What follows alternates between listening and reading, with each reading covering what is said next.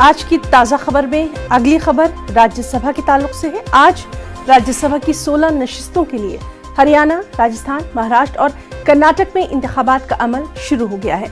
राज्यसभा की 57 नशिस्तों में से 41 सीटें पहले ही बिला मुकाबला मुंतखब हो चुकी हैं। हॉर्स ट्रेडिंग की वजह से कांग्रेस और बीजेपी ने अपने एमएलएज को होटल्स और रिजॉर्ट्स में रखा हुआ है।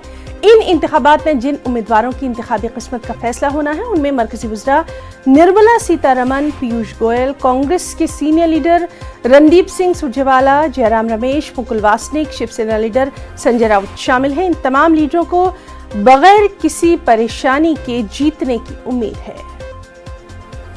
और वहीं महाराष्ट्र में राज्यसभा इलेक्शन में नवाब मलिक और अनिल देशमुख को वोट करने की इजाजत नहीं दी गई है।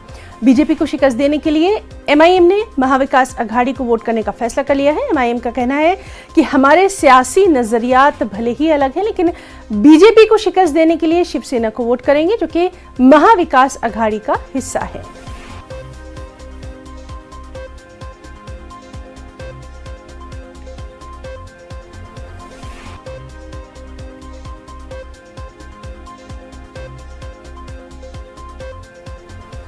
महाविकास अघाड़ी जो हमारी है उद्धव ठाकरे जी की लीडरशिप में हम सब मिलकर 4 उम्मीदवार चुनाव में हमारी लड़ाई जारी है और 4 ही उम्मीदवार हमारे जीतकर शाम को 7 बजे आपको पता चलेगा कि हमारे पास पूरे आंकड़े हैं 169।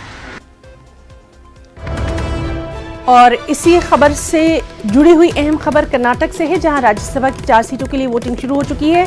बीजेपी की 2 सीटों पर जीत यकीनी है। कांग्रेस की 1 सीट पर जीत यकीनी है। चौथी नशिस्त के लिए जबरदस्त मुकाबला है और इस चौथी नशिस्त के लिए कांग्रेस, बीजेपी और जेडीएस के दरमियान कांटे का मुकाबला है। तो कर्नाटक से भी ये अहम खबर आप देख सकते हैं कि राज्यसभा आरएस की 4 सीटों के लिए वोटिंग शुरू हो चुकी है। बीजेपी की 2 सीटों पर जीत यकीनी है। कांग्रेस की 1 सीट पर जीत यकीनी है। चौथी जो सीट है उसके लिए कांटे की टक्कर देखी जा रही है। कांग्रेस, बीजेपी और जेडीएस के दरमियान यहां मुकाबला है।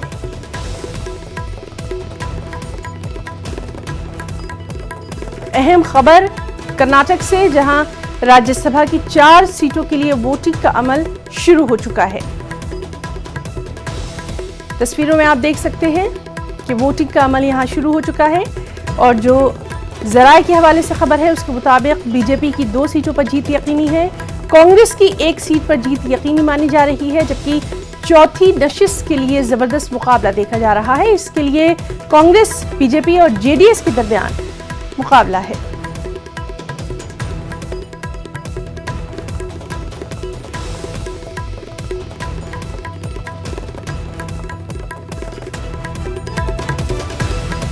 राज्यसभा की सीटों के लिए वोटिंग कर्नाटक में शुरू हो चुकी है। चौथी नशिस्त के लिए जबरदस्त मुकाबला है।